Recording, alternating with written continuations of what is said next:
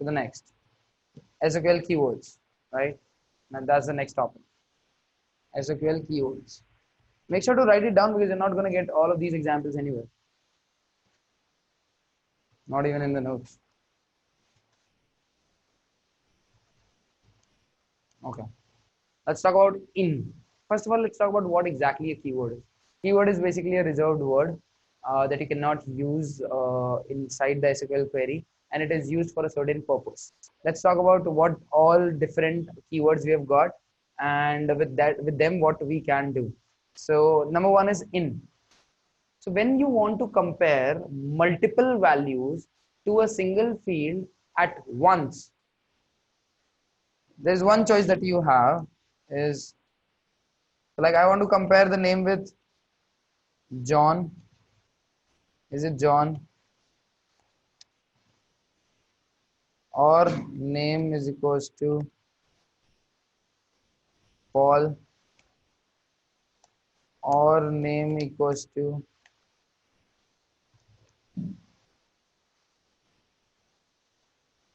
whatever, right? So these are only three names that I've written down. What if I've got 20 names? Like, will I write it down 20 times? No. What I'm going to do is I'm going to take help of in keyword. And let me tell you what I can do with in keyword. I can have a list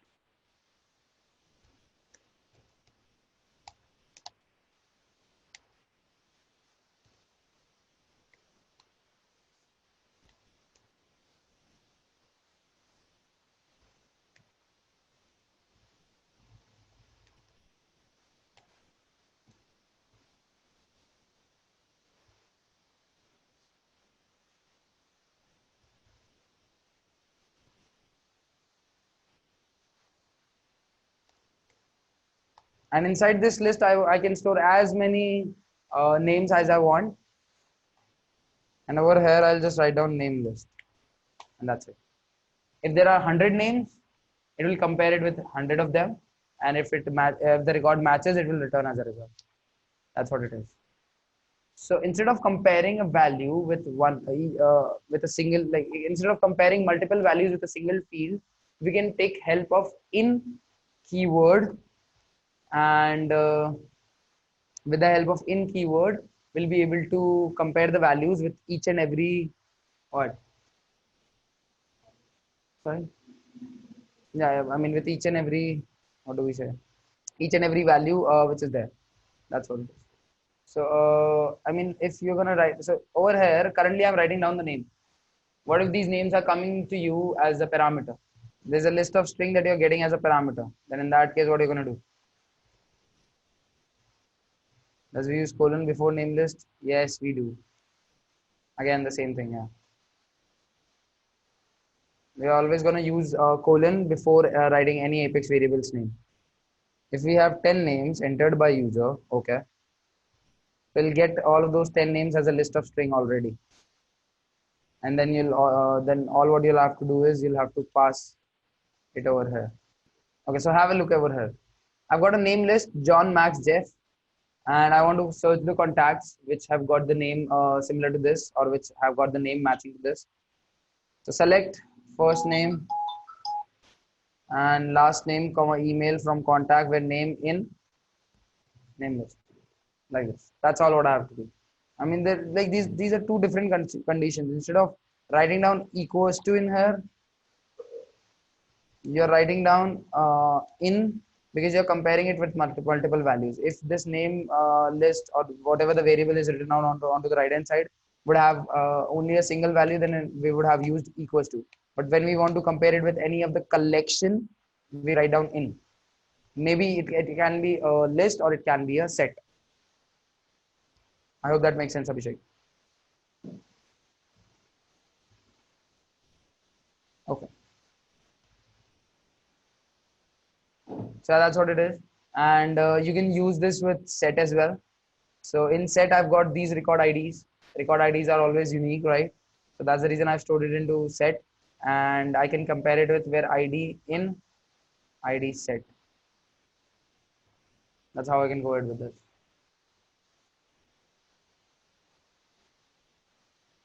when name in name list or no, not like this, not like this. When name in name list one, let me just write it down. When name in name list one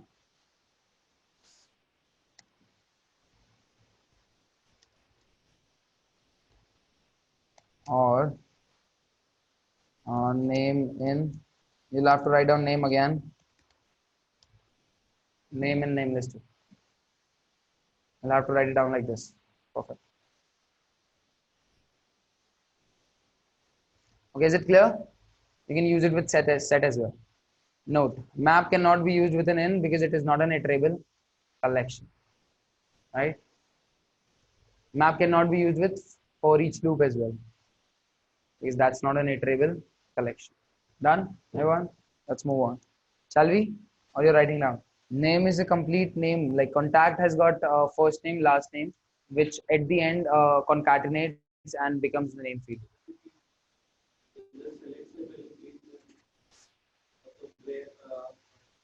So it's not compulsory for you to query that field which you want to compare the which you want to add into the criteria. So over here I'm including ID, right?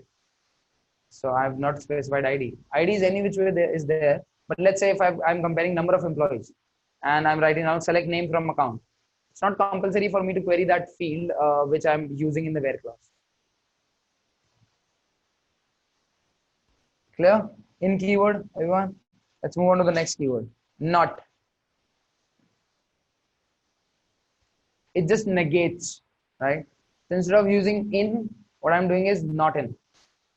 If you are like, I do not want names from this, which are there in this particular list, except the names which are there in this particular list or in this particular set, I want all the records. So in that case, you can just write down not in instead of in. I hope it is clear. So like in this line, what we are doing is if the name does not matches any of the name which is present in this particular list, it will be returned as a result.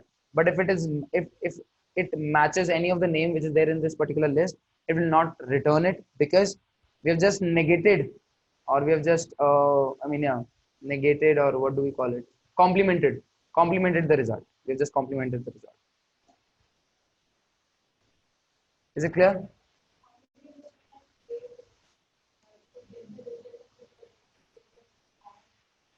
As many as you want.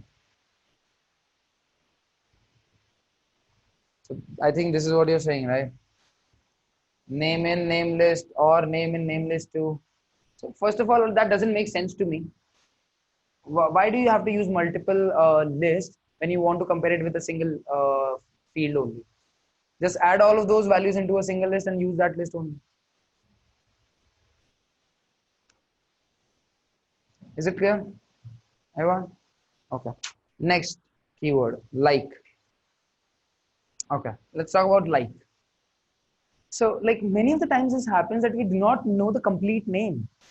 We just know like, okay, its name is like Amit or Amitosh or something like that. So what do we want is we want like like whenever we want to search something, it should not be exactly similar. It should be similar to that, or should match this particular character set.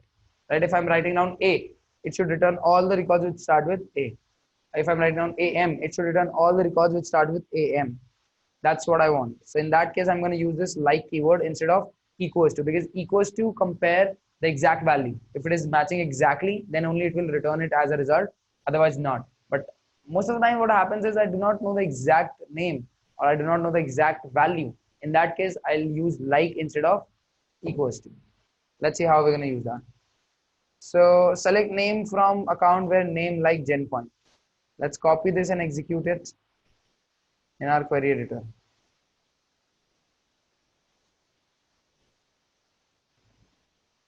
So GenPoint is coming as a result.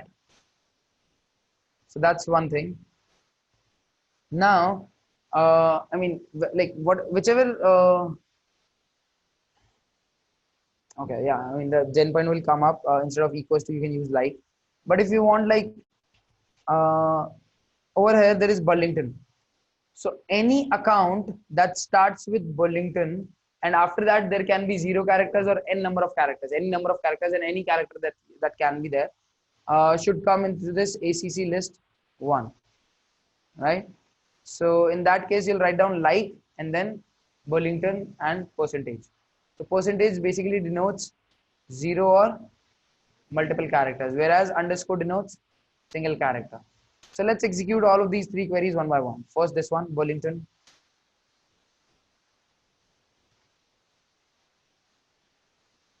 Burlington Textiles Corp of America. So the name exactly I was not aware of, but it starts with Burlington and it will be returned to me as a result. If I'll write down like and with a percentage. So, and again, I want to get the name of that oil corporation that is my client. So in that case, but I do not know what's their name. So I'm going to write it down like this. Where percentage is there everywhere.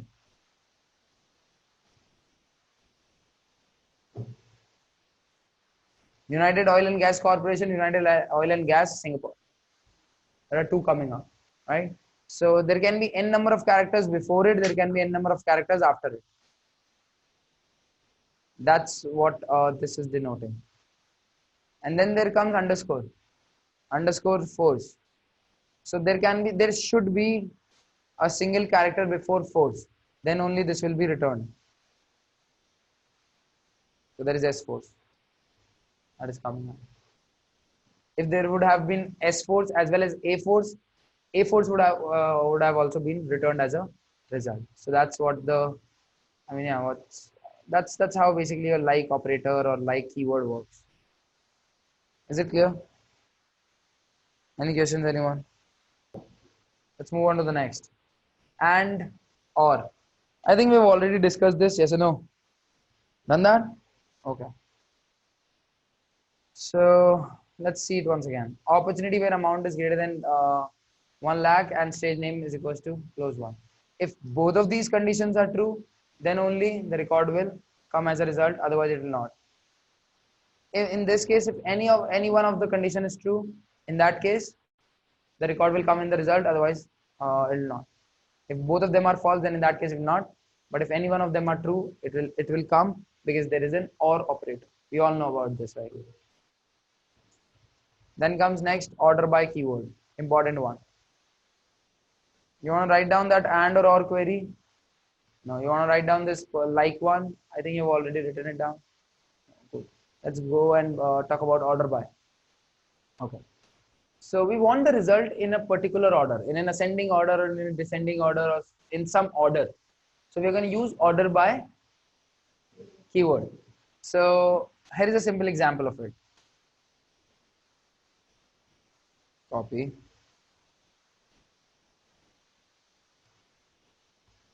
So let me remove this.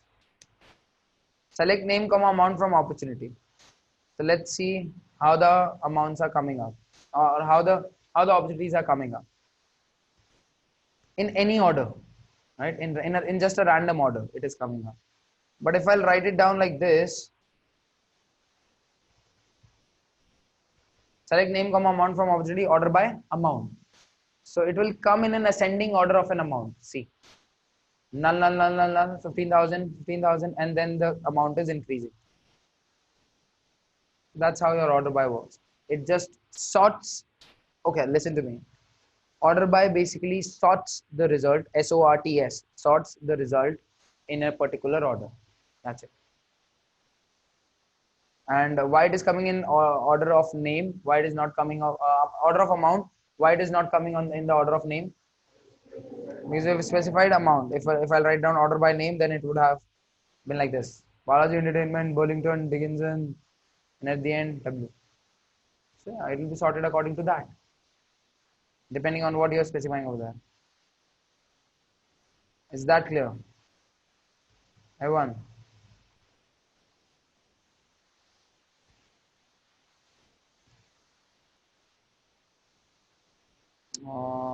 Yeah.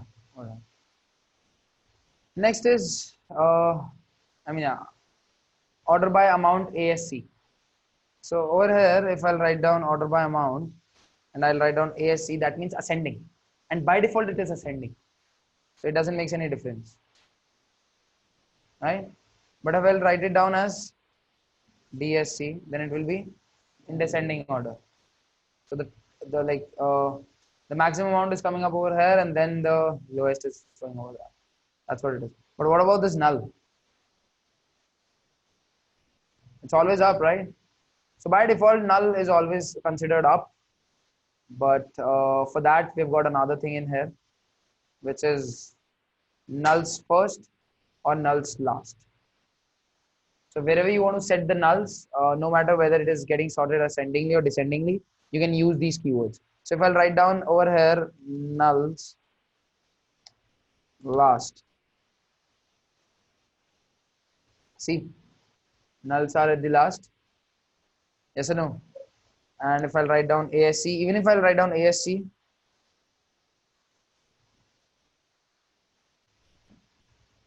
nulls are still at last.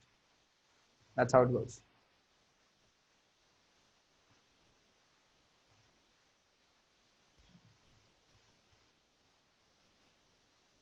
Clear? Everyone? Cool. Any questions? Anyone related to order by, like, and or in? No? Okay. Sure. Next. Group by.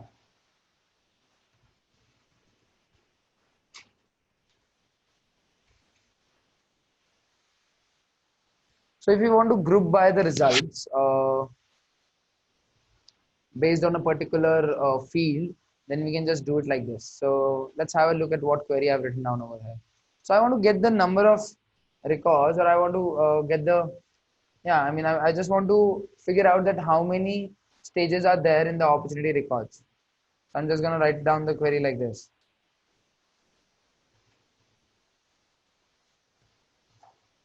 Prospecting, qualification, needs analysis, all of these, right? So over here, what I've written down is stage name from opportunity group by stage name. But I don't want all of this. What I want is that how many opportunity records are there in this particular stage, how many opportunity records are there in this particular stage, how many opportunity records are there in this particular stage. So I'm going to write down count from opportunity, and special over here I'm writing down group by stage name. So because of that, I'm gonna get it. Oh, sorry. With aggregate with this group by, we always have to use a field. 6, 1, 1, 3, 3. But I do not know in which stage they are. So I can just write it down, comma, stage name in here. In prospecting there is 6, in qualification there is 1, in closed 1 there are 80. Getting it? So that's how you use group by. That's basically what the use of group by is. When you want to group the results based on a particular field's value, right? Clear? Okay. So let's go back and see what else we can do in here.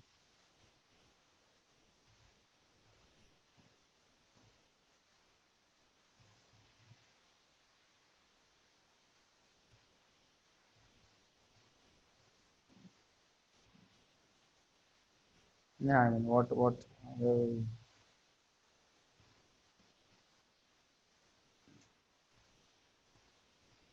yeah, so that's what stage name is, and we can use count as well with this, and but this count will return the number of opportunities, or will return the total number of opportunities grouped by stage. Sorry, return type. Yeah, exactly. So the return type of group by queries is going to be list of aggregate result. Let me tell you why.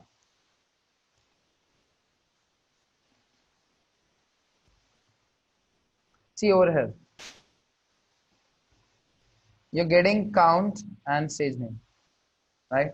That's one aggregate result. Because you've aggregated it with from multiple records, yes or no? Then this is another aggregate result. Then this is another aggregate result. So there are multiple aggregate results that are coming up.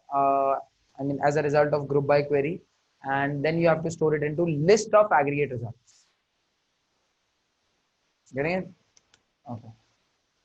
So that's what it is. And count cannot be used with group by. We need to put ID or any other field in it. Right? We at least need to put ID over here. Then comes list aggregate result, AGROPP3 is equals to select stage name, comma count ID. So we can include over here. I've included stage name, comma count ID. Exact same thing what I've done over here. I can just include it before it as well. I mean, it's according to me how I want the result. Execute. Prospecting this, right? So see what this is saying. We can only include this field in the query with which we are grouping the result. We cannot include any other field. So if I'll write down amount in here, right, it will give an error. Field must be group or aggregated amount, right? So only the fields can be specified over here from which we are grouping the result. Why? I'm aggregating the result. I'm aggregating the like total number of records that I can get uh, that I'll get from the database. Now, if there are 5 records that are coming on stage prospecting, which amount we're going to use amongst those 5 records? If there are 16 records which are coming onto closed one stage of an opportunity, which amount we are going to use amongst those 16 or among those 18 records? That's an ambiguity, right? So that is the reason no other field can be used inside an SQL query except the fields which are there in the group by or which are there mentioned in the into the group by. Getting it?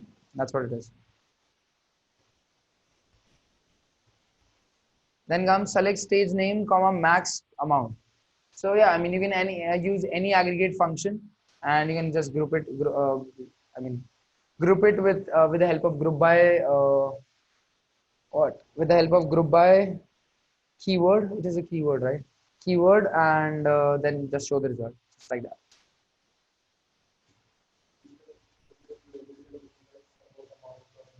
Sorry, what?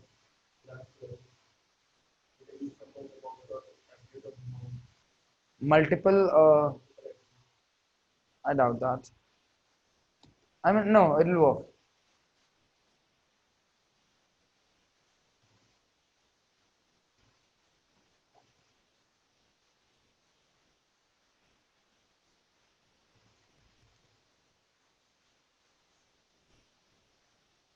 It'll work.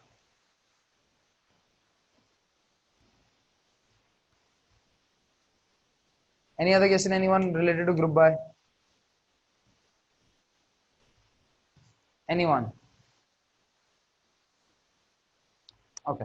So we can use below mentioned aggregate functions with group by like average count, minimum, maximum, sum, count distinct. Which one we cannot use? Is there anyone? Any specific?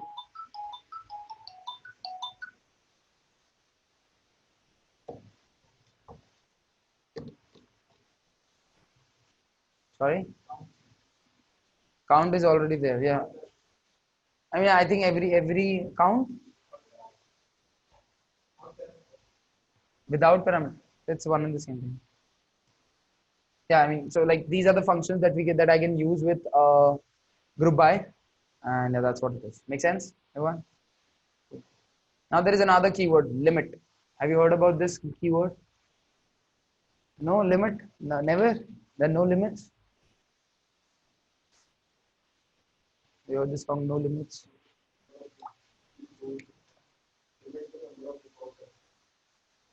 What? Exactly. That will get that you'll get as a result. So you're writing down a query, but you want that the records that are coming to me should not be greater than this number. In that case, you use the limit keyword. So if I'll write down limit 10, it will only give me the 10 account records or 10 account as objects, not more than that. No matter what the case is, no matter what the condition is, no matter how many records are satisfying this particular condition, it will never ever return me more than 10 records. Is it clear?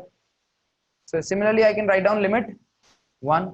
And when I'm going to write down limit 1, it's going to return me only a single record. And that means a single S object. So can I store it into a single S object like this? So there were 4 return types. Number one, list of S object. Second, S object. Over here we are talking about the S object. And then third, integer and aggregate result. So these are the 4 return types that we've got. And yeah, I mean, this is how it goes.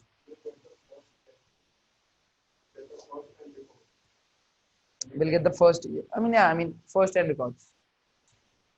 First 10 records, whichever are coming into that particular query. And the order, if you'll not use order by, the order is not determined, cannot be determined. Generally, what I've noticed is it comes according to the last modified date or recently viewed records. But again, that's I mean, that's not a guarantee unless until you're using order by. Is it clear? So limit keyword is basically used to limit the result, limit the number of records that you're getting as a result. That's all. And you're going to use it a lot of times. What would be sorting order if used both order by and group by? You cannot use order by and group by.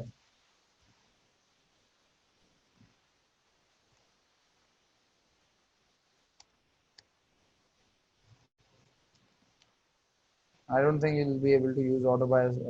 What is the sense of using both of them at the same query? Oh, you are able to. Order by stage name, order by group by stage name. So yeah, I mean, it will just order it. Order by, if I write down descending, then it will order it according to the closed one first and then the prospecting. That's how it goes. That makes sense, Disha? No, they are in the order in which the, I mean, in which that stage field is created. Say, I mean, like this, that's a sales process if you remember. According to that, order by and group by, not exactly. What? Okay, so let me tell you. Over here in this query, we are using group by as well as order by, both of them. And the sorting order will always be controlled by order by, but grouping will always be done by the group by. That's exactly what it is. In grouping by, like when you group by a particular field or a particular field's value, then in that case you're just grouping the number of records. I mean, yeah, you're grouping the number of records and performing an aggregate function onto it. But when it comes to order by, that's the thing. Or order by is basically the keyword which at last, or which is the only thing that defines the sorting order. So it will always be order by, which will define the order in which the records will come up. I hope that makes sense. But on what order does stage name is coming? It is coming on. So stage name is basically a standard field of opportunity, and it is coming onto the probability that I've specified according to the, or that we have specified according to the stage name.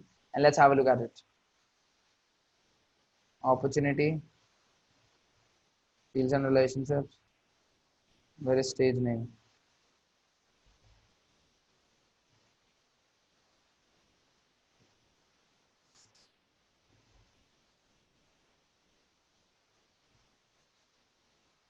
Stage. C. Prospecting is first, qualification is second, needs analysis third. It's coming according to this criteria and the probability that is there, because it's a standard field. But for normal fields, it's going to come in an alphabetical order only. Does that make sense, Disha? We'll get more hands-on. I mean, have you ever tried working on to opportunity object, or I mean, do you know anything about the opportunity object at all?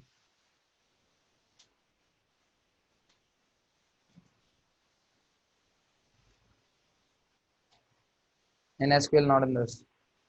Okay, so I mean, you need to know a little bit about the standard objects that are there in order to understand I mean, the behavior in here when it comes to working with standard objects. Standard objects of Salesforce that I'm talking about. Cool, perfect. So coming back to the code. Hmm. In order by, I don't want to show. Just add a where clause where amount is not equals to null. Limit, right? Limit we are done with, right? Okay, let's move on to the next keyword, for update. So have you ever heard about mutexes and semaphores? Locks. something like that. What are they? Okay, so basically there is a resource. There is a resource to which there are multiple people who wants to get an access to. But the access to that particular resource can be assigned to only one individual at a particular time, so that there is no complication or there is no ambiguity that can happen. If we'll provide the access to multiple people at the same time, this guy is modifying and increasing some value, and this guy is reducing some value. Let's say the amount, there's amount field 10,000. So this guy got this 10,000 and adding in 5,000 into it. Before he added 5,000 and updated it over here, he also got 10,000. He's trying to reduce to 3,000, and this guy is trying to add 5,000. So at the end, the result will be dependent on to who updates it last, right? Yes or no? Like if there is a bank account in which there are 10,000 rupees, and your father is depositing 5,000, and you are withdrawing 3,000, then how much should be left? 12,000, right? So there is 10,000. Your father is depositing 5,000, and there like you are withdrawing 3,000. Then how much should be left? 12,000. So like instead of that, what will happen? Your father has like got 10,000 and adding plus 5,000 in that, and you has also have also got that 10,000 value, and now you're trying to reduce minus 3,000. So it will take you to 7,000. So both the ways, 7,000 or 15,000 is a loss. If it is 15,000, it's a loss for bank. If it is 7,000, then it's a loss for you. So don't you think that one should not give the value of the account to two people at the same time? Right? Yes or no? Or one should not allow anyone to change its value at the same time. Once like your father has deposited it and it is 15,000 now, then it should be available to you to withdraw 3,000, so that it ends up being 12,000 instead of 7,000. Getting it? So that's the most simple example that I can give to you in order to understand, in order to make you understand the lock. So whenever someone acquires a resource, they put a lock onto it so that no one else can modify that or no one else can use that resource until unless we have updated something onto it. And once we'll update something onto it and we'll release the lock, it will be available to other people as well. So with that, we maintain the atomicity, or we maintain the right information, or we maintain that resource. That's what we do. So if you want to get the records which you are planning to update in your Apex program, but at the same time someone else also fetches those records and do something else in those records. So if you do not want that, in that case, just write down for update.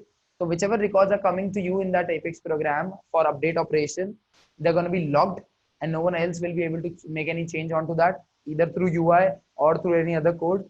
And once your update operation will be done, the log will be released, and it will be available to other programmers, to other coders or other users as well, wherever they are trying to edit those records. Is it clear?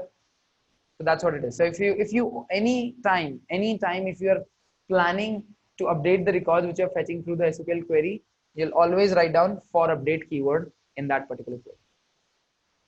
Is it clear? So there are these records.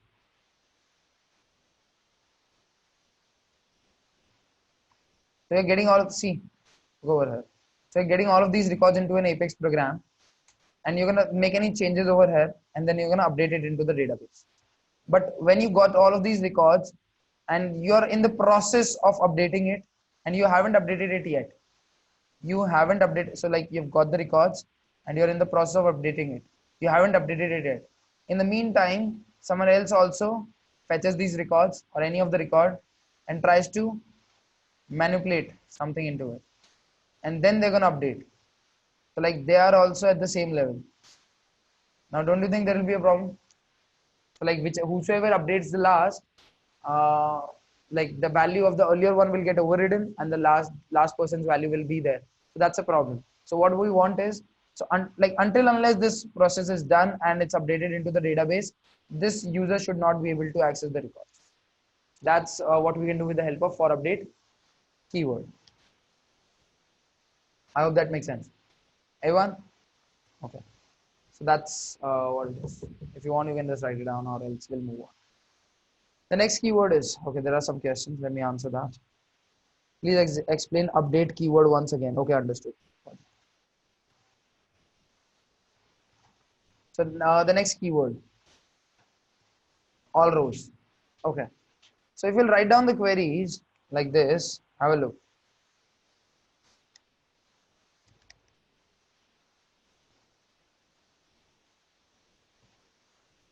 How many records are coming up? 2. Okay, by the way, all rows will not work in here. Like if you want the deleted records to also come into your SQL query, then you'll always have to write down all rows keyword, right? By default, the deleted records which are there into the recycle bin will not come as a result. But if you want the deleted records to also come as a result, then in that case, you'll have to write down all rows keyword. Is it clear?